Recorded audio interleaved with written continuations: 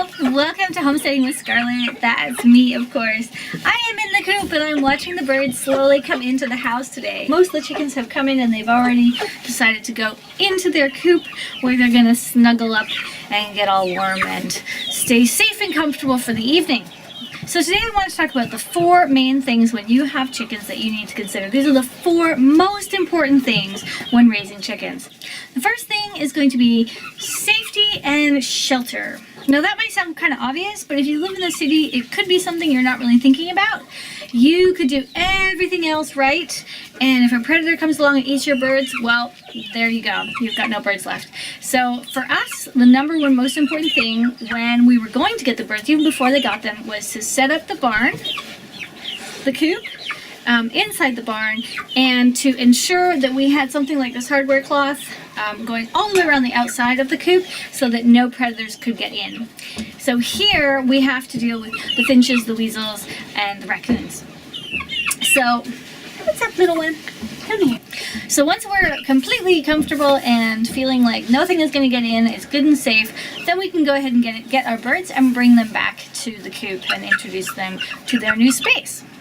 Now, for these particular birds, I did not start with day-olds. Normally I have in the past.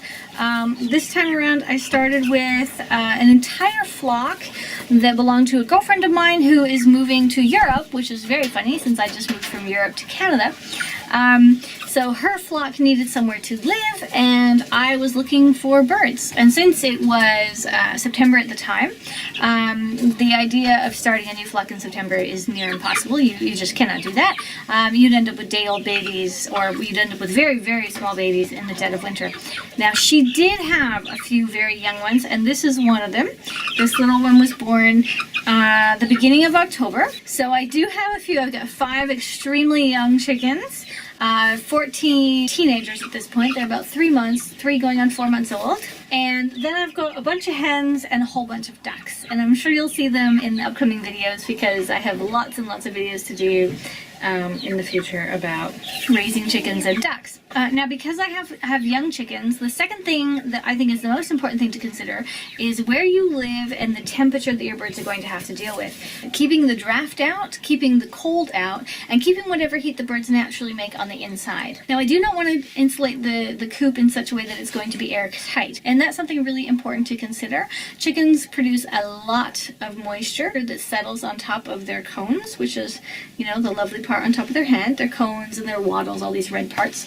And that will cause frostbite, which is very, very painful, not pretty, and creates permanent damage. They'll actually lose their cones. Their cones will fall off. So when designing your coop, make sure that you have ample amount of ventilation. This is extremely important, that you don't create a space that is so airtight that there's no ventilation, that the moisture can't escape.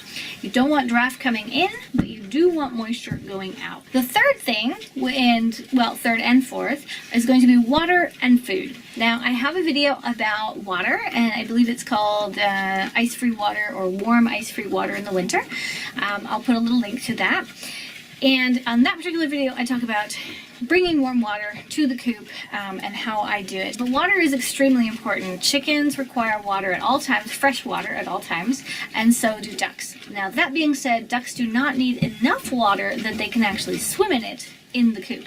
They will make quite a mess, and they will get the whole coop wet, and that will just add more moisture to the coop.